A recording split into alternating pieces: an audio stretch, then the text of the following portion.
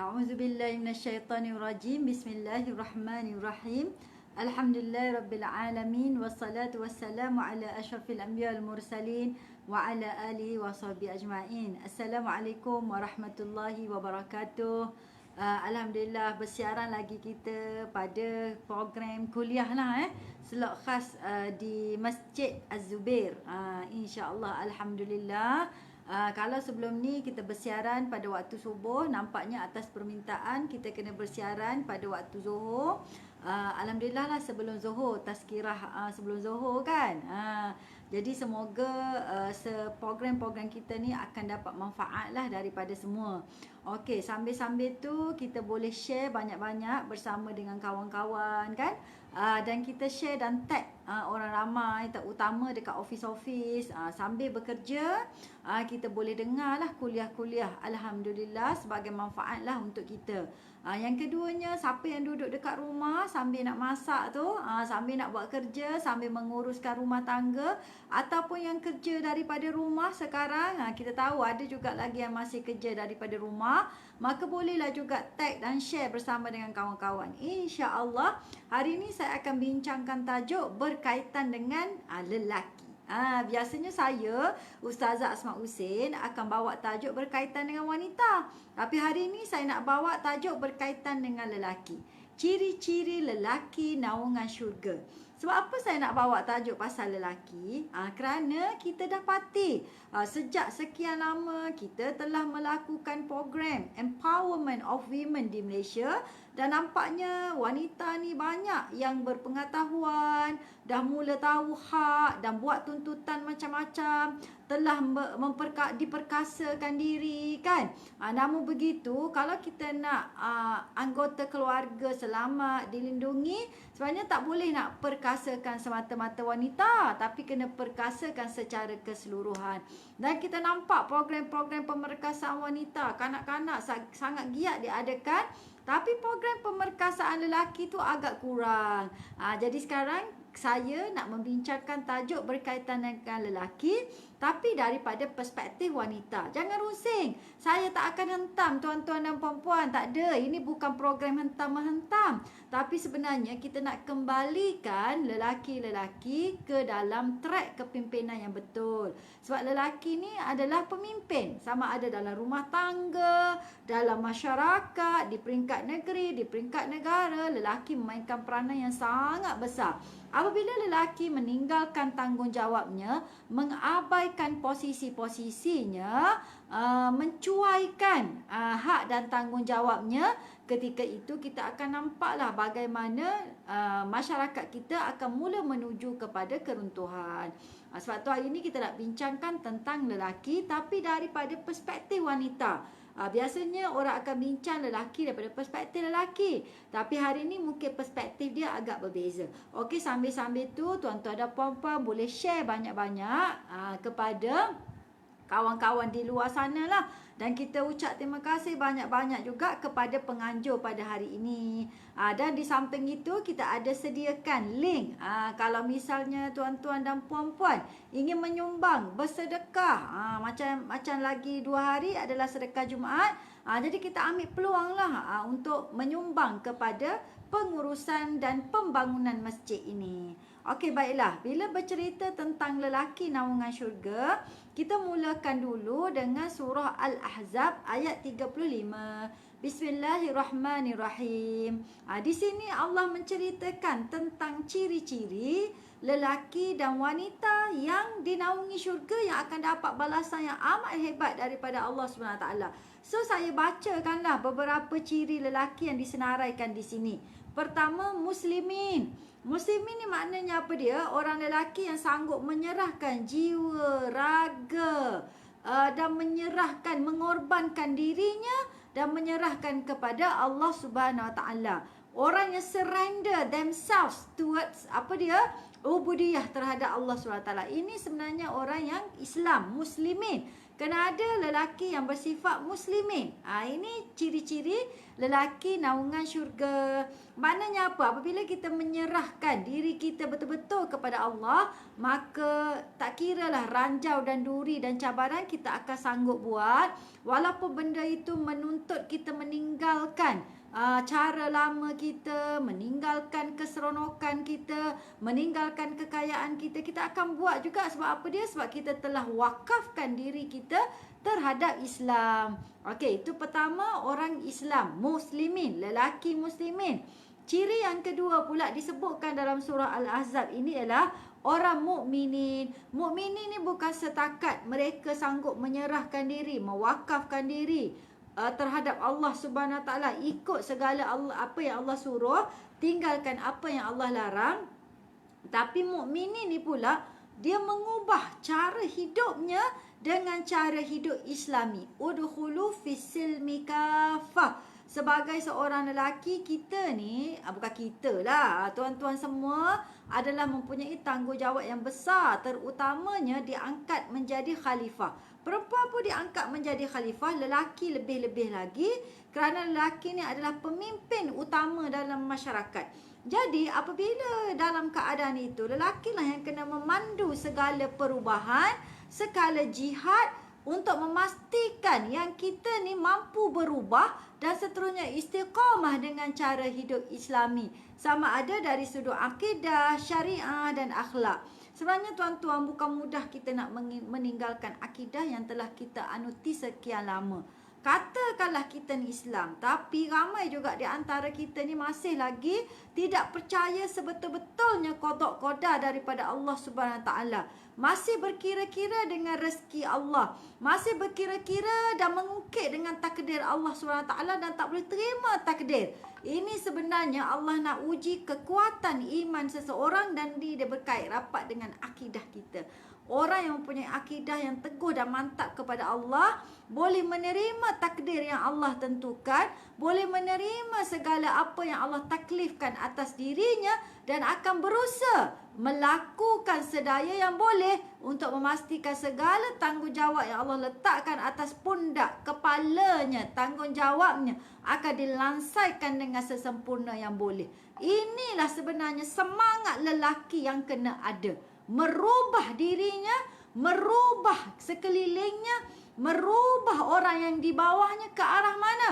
Ke arah ku anfusakum wa ahlikum nara, untuk mencegah ahli keluarganya daripada terjun ke dalam api neraka. Itu bila kita bercakap peranan kepimpinan dalam keluarga. Tapi bila bercakap peranan kepimpinan di peringkat negeri dan negara, maka seorang lelaki ni harus ada kekuatan untuk menjadi seorang beriman, mempertahankan akidahnya walaupun benda itu berlawanan dengan nafsu dan cita-citanya. Nampak tak? Inilah kekuatan dan semangat akidah yang perlu diterapkan dalam diri seorang lelaki untuk memastikan dinaungi syurga. Sebab tu orang yang ada akidah yang mantap, Allah sebutkan, ada hadis sebut, ada 7 golongan lelaki yang mana akan dibayangi yaumul la zilla illa zillih. Pada hari akhirat, hari kiamat ni akan dinaungi oleh bayangan Allah Subhanahu Wa Taala. Antaranya apabila berdepan dengan maksiat, lelaki ini boleh berkata, inni akhafullah, sesungguhnya aku takut kepada Allah Subhanahu Wa Taala. Nak kata macam ni bukan mudah. Dia memerlukan kekuatan dan kemantapan akidah yang orang kata menerbitkan menjadi punca kejantanan dan kewibawaan seorang lelaki. Kekuatan akidah tu yang jadi punca kejantanan dan juga kewibawaan seorang lelaki. Okey, seterusnya apa dia? Dari sudut syariah, kita tidak ada kompromi dalam kaedah untuk kita melakukan cara hidup Islami di atas muka bumi ini. Dalam menguruskan kehidupan kita, sama ada dari sudut berekonomi, kita cari benda yang halal, wak balik menafkahkan keluarga kita benda-benda yang halal. Dan kita memastikan orang sekeliling kita suka juga dengan benda-benda yang halal. Itu perjuangan kita sebagai seorang lelaki pemberi nafkah. Ar-rijalu qawwamuna 'alan nisa bima faddalallah. Disebutkan macam mana? Lelaki itu merupakan qawwam, lebih berkuasa, lebih terpimpin, mempunyai tanggungjawab yang lebih besar terhadap apa dia? Perempuan. Kerana apa? Kerana lelaki ni ada kelebihan dari sudut tenaga, ada kelebihan dari sudut dia yang kena keluarkan nafkah kepada orang yang di bawah tanggungannya. Jadi kena berjuang dari sudut ekonomi untuk memastikan apa yang dia suapi itu adalah halal dan berkat. Ini perjuangan dia. Jadi wanita kena sokong perjuangan lelaki untuk memastikan halal lagi berkat. Yang kedua, perjuangan politik.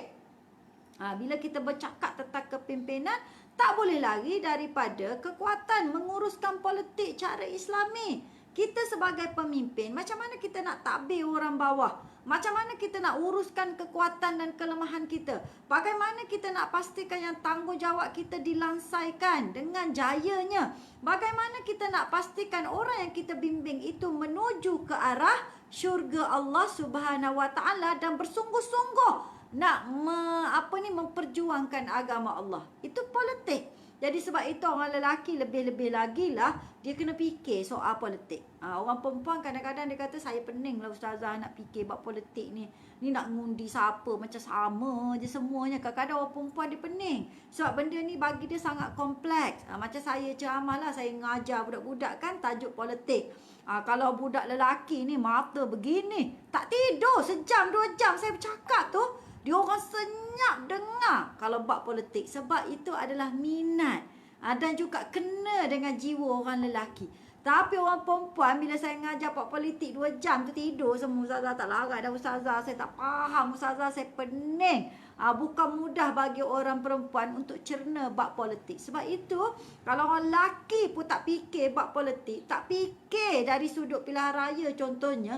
Tak fikir nak ngundi siapa dia. Jadi kita nak arahkan kepada siapa. Itu maksudnya. Kena fikir macam manakah kaedah Islam bila kita memilih pemimpin. Dan kita jadi pemimpin tu pemimpin yang macam mana. Itu politik.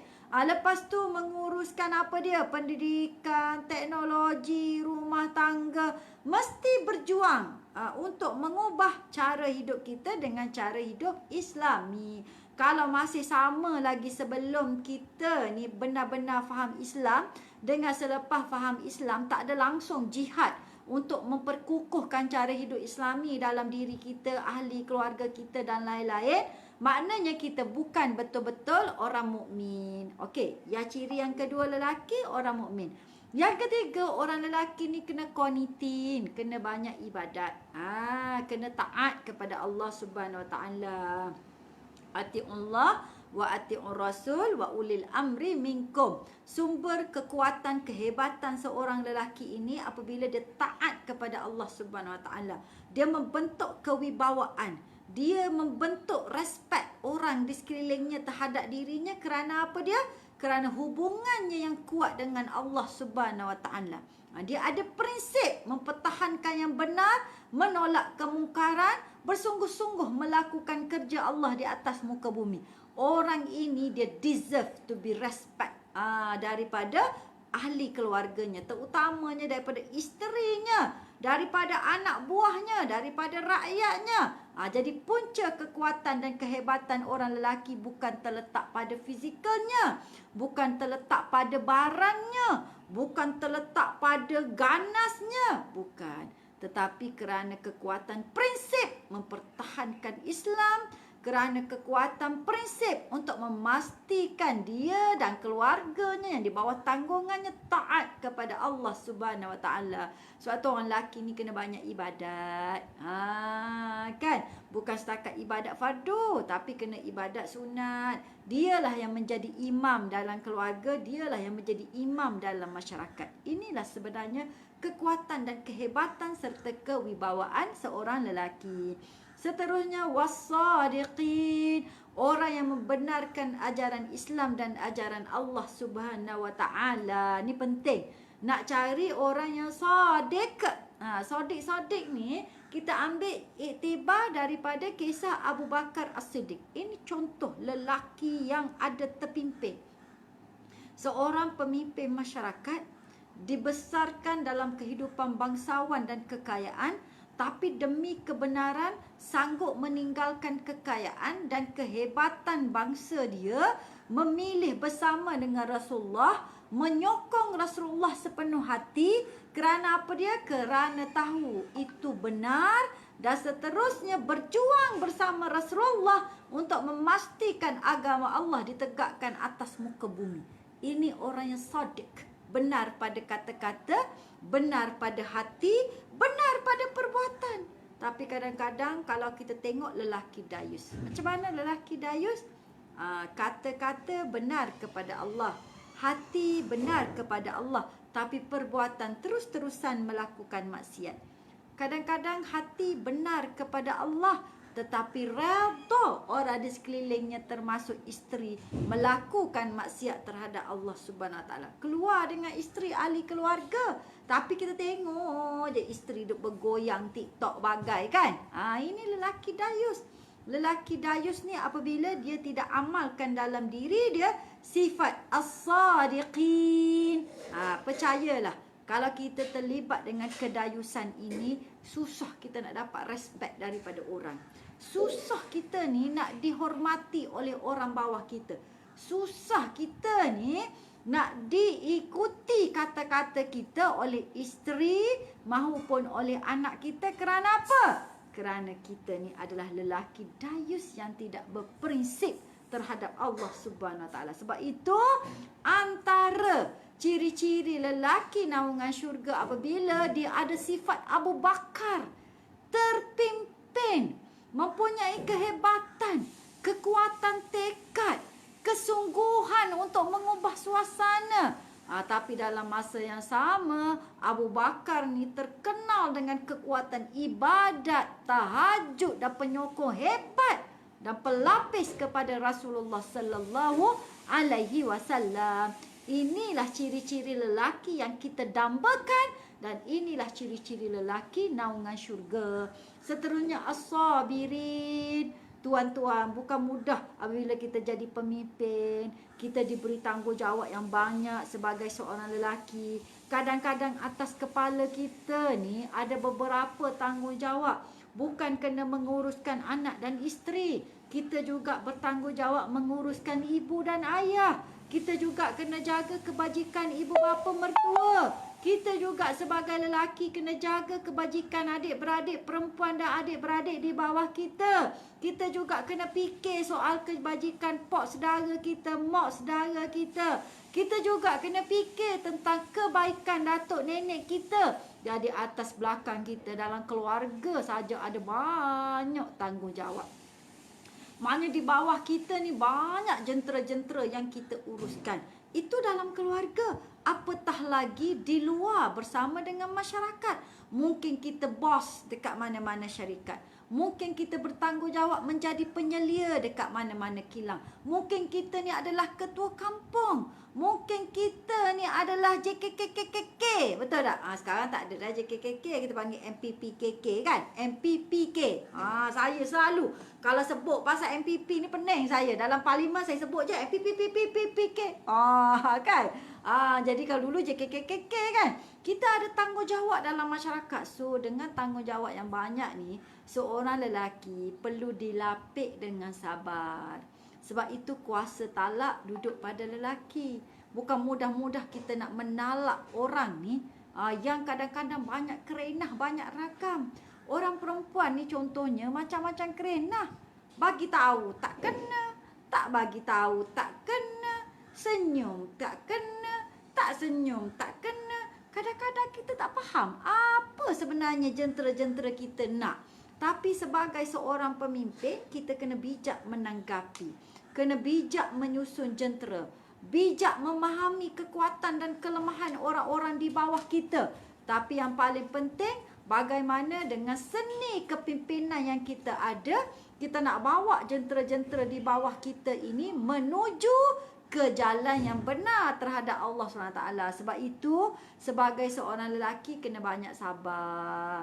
Lepas tu dia kata, wasabirin. Bukan mudah nak jadi orang lelaki ni.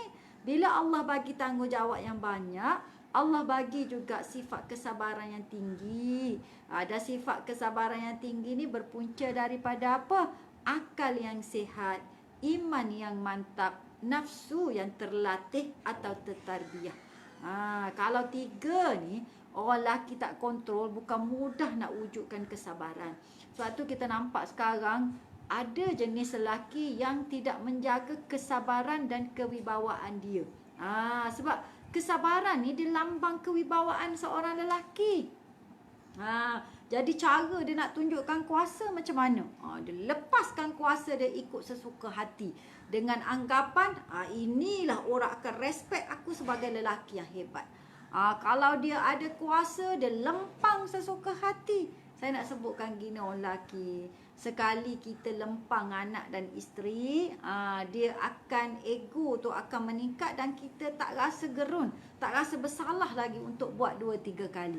Tetapi sebenarnya kita bukan earn respect pun, tapi sebenarnya kita mengundang ketakutan dan kebencian. Seorang pemimpin yang bagus, kita tidak boleh membangunkan rasa benci dan rasa ketakutan di kalangan jentera kita. Tetapi kita harus menginspirasi jentera kita supaya mereka boleh menggantikan kepimpinan kita bila-bila masa, ataupun bila perlu, ataupun ketika kita rasa kita nak collapse, mereka lah pendukung kita yang kuat. Jangan kita harapkan isteri kita akan support kita serta panjang masa. Jangan.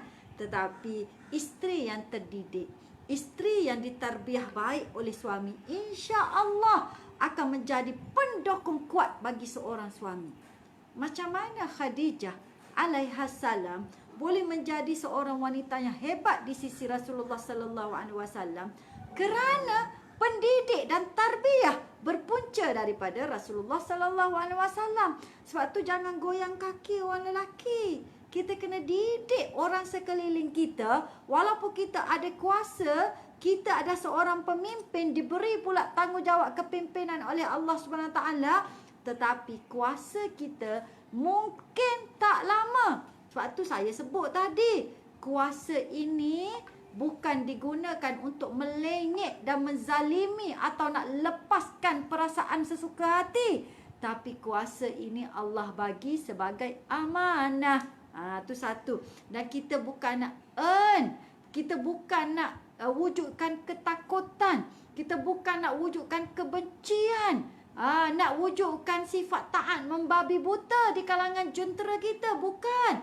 Tetapi apa yang kita nak ialah wujud di kalangan mereka rasa hormat, rasa taat, rasa semangat untuk berjuang bersama-sama dengan kita dan mendukung kita. Dan juga kita kena bijak bagaimana nak memastikan yang mereka ini terinspirasi dengan kepimpinan kita. Sebab tu kalau kita tengok, ayah dulu-dulu tak mengaji tinggi. Tapi sekali ayah berdehem, kita ni gerung. Kita ni takut. Kita ni respect. Maknanya dehem ayah pun bermanfaat. Tapi kita sekarang bukan setakat berdehem, angkat kaki tangan pun orang tak jadi apa. Nak ceritanya.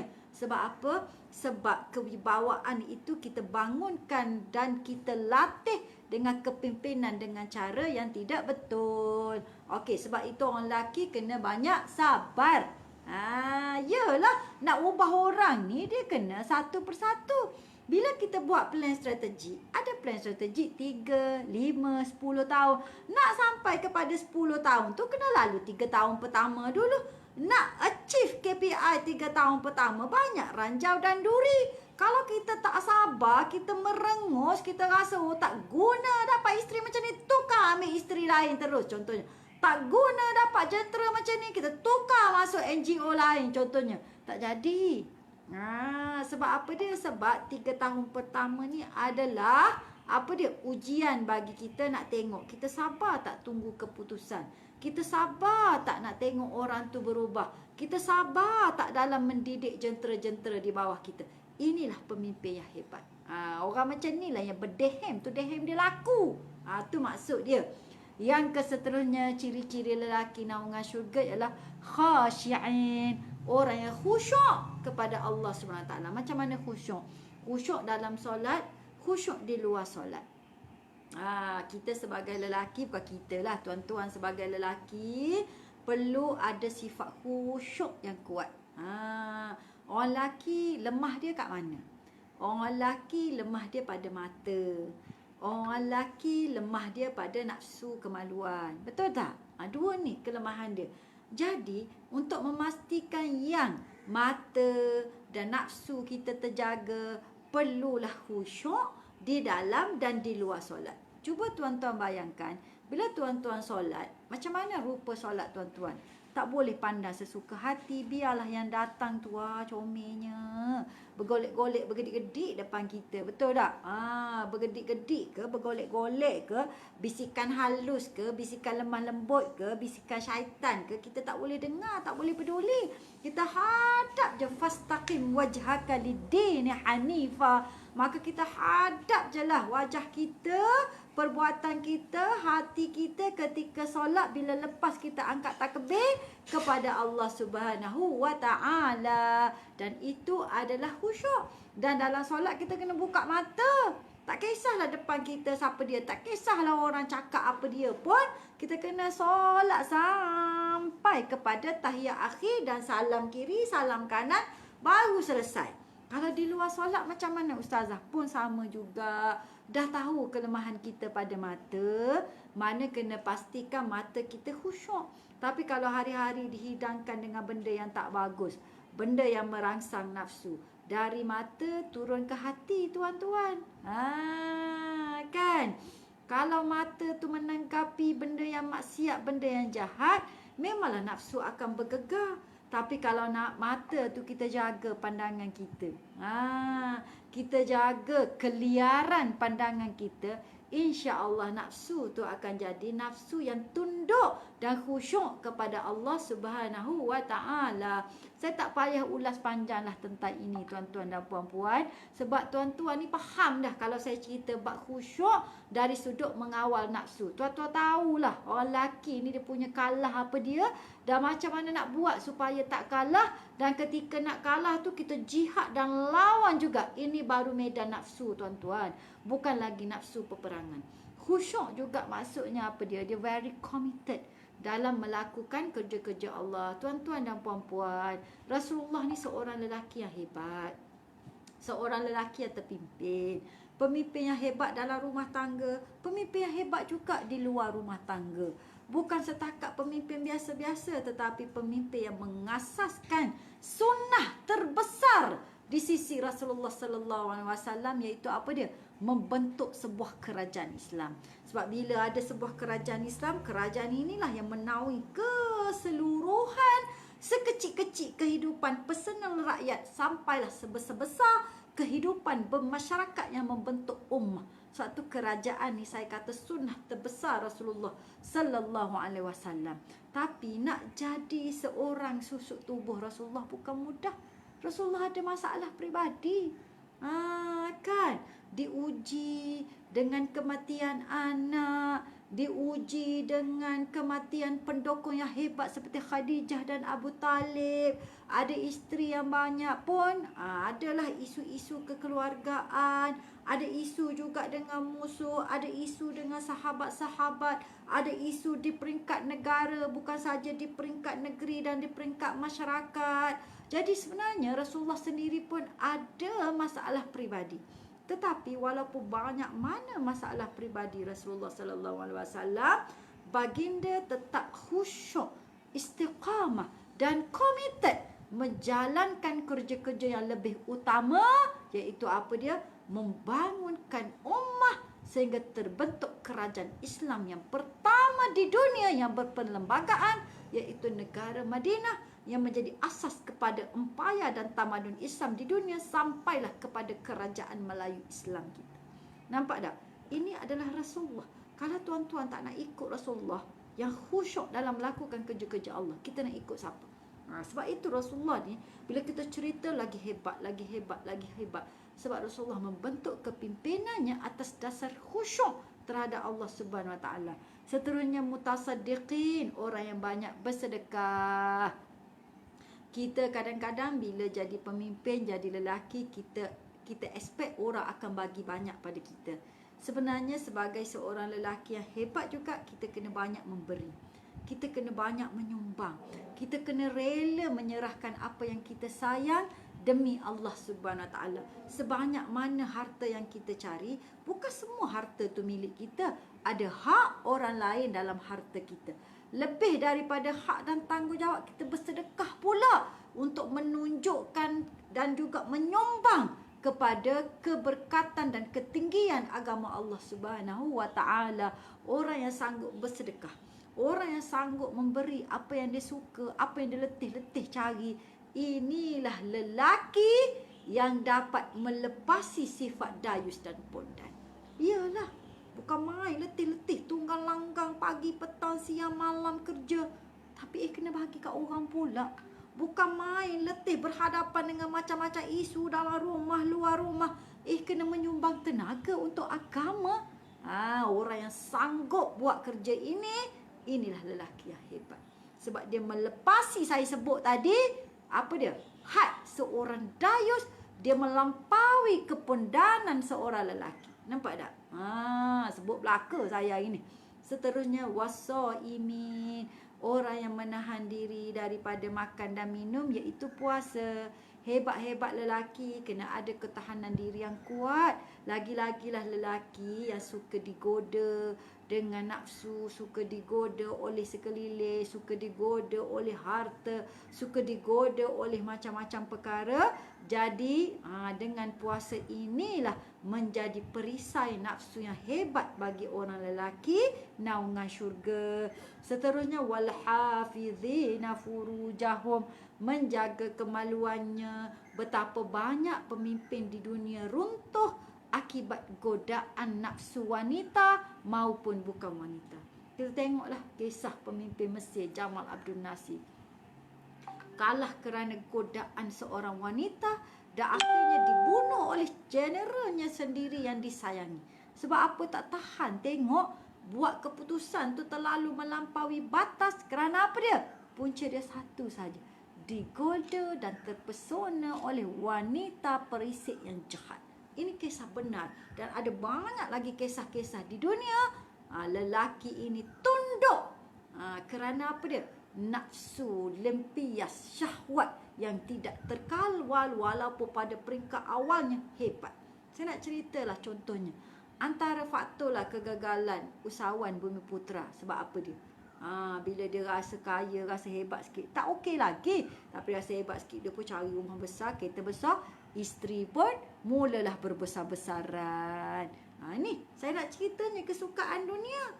Padahal dia ni tender pun tak selesai lagi, tapi dia dah rasa hebat lah. Tapi kalau poligami dalam masa yang sama menunjukkan kehebatan kepimpinan, itu terpuji, betul tak? Sebab itu dalam poligami ni, soal adil adalah soal yang sangat besar bagi seorang lelaki. Dan akhir sekali, wadzakirinallaha katsira, sentiasa ingat Allah. Dalam tidurmu ingat Allah, dalam jagamu ingat Allah, dalam depan manusia ingat Allah, di belakang manusia ingat Allah, membimbing orang yang di bawah ingat Allah. Lepas itu berjalan atas muka bumi ingat Allah Subhanahu Wa Taala. Insya-Allah inilah pemimpin yang kita cita-citakan. Pemimpin yang sentiasa ingat Allah, dia tidak akan mengkhianati rakyat dan jentera di bawahnya. Tapi kalau pemimpin yang tak ingat Allah, kita akan rasa pedih. Kerana apa? Pemimpin yang kita tak boleh terima ialah apabila pemimpin yang khianat dengan amanahnya, apalagi pemimpin yang bercakap janji macam-macam tapi dicapati.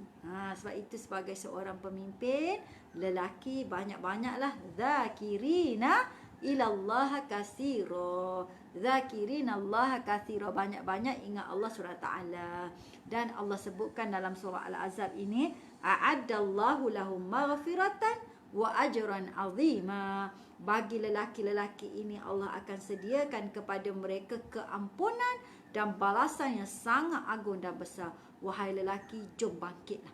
Kami sebagai wanita, kami sebagai anak-anak sangat rindukan lelaki yang terpimpin hebat, terbina kepimpinan atas dasar ketakwaan kepada Allah SWT. Kami tak nak ada rasa ketakutan, kami tak nak rasa kebencian, tapi yang kami nak ialah kami ada rasa hormat kepada kamu semua, wahai lelaki. Ar-rijalu qawwamuna 'alan nisa. Wallahu alam bisawab. Sehingga kita jumpa lagi, jangan lupa untuk pergi ke link di bawah dan sumbanglah seberapa daya yang boleh untuk pembangunan masjid yang menyediakan program kita pada hari ini. Assalamualaikum warahmatullahi wabarakatuh.